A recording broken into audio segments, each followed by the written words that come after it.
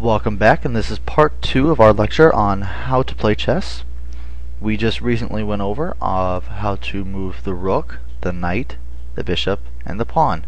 So what we have left now are the king and queen. Okay, the queen is often the most powerful piece in chess because it has the ability to move like a bishop or like a rook. So, in this position, the queen has the ability to move up and down to either space, or it can move along the diagonal. Since the queen is on a white square, that means this turn the queen can go anywhere here, here, here, or here. So let's say it goes there, and now black decides to move its queen. It can also move its bishops, or it can move its knights. It can't move its rooks here though. So black goes here, so white goes here, that goes here. And now we can see that white has the option, since the queen is attacking this pawn, it's just like the bishop, the knight, and the rook. It can actually take this piece because it's on the diagonal that it wants to go to. So it can go here. Notice that the queen cannot move like the knight. I said it before that the knight is very special, and I meant it. The queen cannot go up 2 and over 1, or it cannot go over 2, down 1. The queen cannot move like a knight, but it can move like either bishop or either rook. Notice that the queen also, if it wanted, it could go forward and take this pawn right here. But that wouldn't be such a good idea because then the bishop is attacking that square. And now white has given away his queen for just a pawn. And in a later lecture we will go over the value of the different pieces. And next we have the kings. The king is a powerful piece because it's like the queen because it can move in any direction. It can move. So in this spot the king can actually go to all of these 8 squares around him. But not like the queen, the king can only go one space in every direction. So the king can't jump all the way over here, or the king can't jump all the way over here. The king can only go one space at a time. So in this position the king could go here, here, here, here, or here. Notice, however, that the king could not go here or here. You can't do that. And that's because by moving the king to this space or this space, you're putting it in a spot where it's attacked. And that's what we call check, when the king is attacked. So the king can't go here because it would be attacked by the bishop. So if the king went here, the bishop could take the king, and then the game, you can't do it. You can never put the king in a spot where he can be taken by an enemy piece. So the king cannot go there. However, as you may see, the king can take this bishop. There is nothing protecting that bishop. So if the king takes it, there's nothing attacking him, so he can do it. So let's say he does that, and then black moves.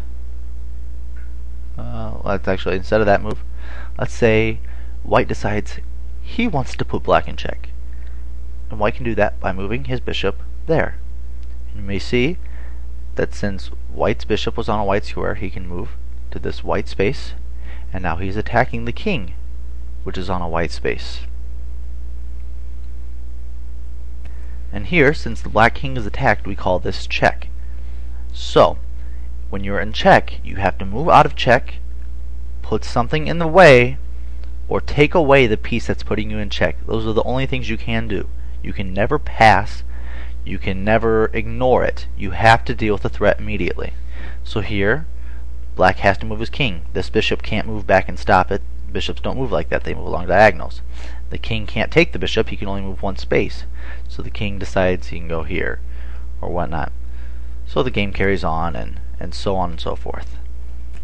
Now that you know what the pieces do and what check is, it's very important to understand how to win a game. And we said before, it's by surrounding the enemy king with the pieces and threatening to kill him. Figuratively speaking, we don't actually kill him. It's not that violent. So in this position, it's white's turn to move. And notice that white could move his queen a long way away and say check.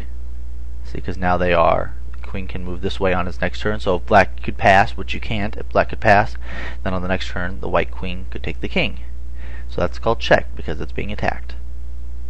Let's say instead white wants to win the game immediately. he has the option of moving his rook all the way down and saying checkmate. And the reason this is checkmate is because this rook is now attacking the king, because the rook controls all of these squares now. So the king would have to move. He has nothing to put in between. He can't take the rook, so the king would have to move. But the only spaces he has to move are these three in front of him. But notice that the queen controls all those squares. So the king is attacked, the king can't move, so the game is over. White wins the game. You don't move the king, black doesn't move the king, and then white gets to take him on the next turn. You don't do it. It's just checkmate right here. White wins the game. Now something very similar to checkmate is a position like this, but I'm going to tell you right off the bat they are not the same. Let's say that right now it is black's turn to move. Black has no other pieces besides his king. So, black to move, he only has three squares. Obviously, he can go here, here, or here. But notice he can't move here because the queen would get him. He can't go here because the king and queen would get him. That's another thing we haven't gone over. The king can never move next to another king. The two kings can never touch. So if you end a game and there's only kings left on the board, the game is a tie. It's called a draw. We call it a draw in chess. If there's only kings left on the board and you can't checkmate them, then it's called a draw. The kings can never touch, so you can never put one in a position where he would be attacked. You can never attack with the king. You can never attack another king with the king.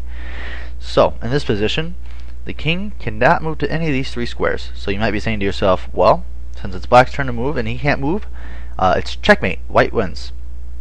But you are sadly mistaken, because that is not how it works in chess. If it is black's turn to move, since you cannot pass and you can never move into check, if black has no moves, the game is a draw. It's called stalemate. It's kind of like checkmate, except that in checkmate you have to be able to attack the king. In this position, the king is not attacked. The king is not attacked and he can't move. So it's like the king's in this little hole, and even though he's in that little hole and he's stuck, white's not getting him right now. White's not attacking him, so he's perfectly safe where he's at. And since he has to move, black has no moves. So it means he's stuck in this little hole and the game is a tie. Note that if you are white in this position, this will probably happen quite a few times to you when you first start out.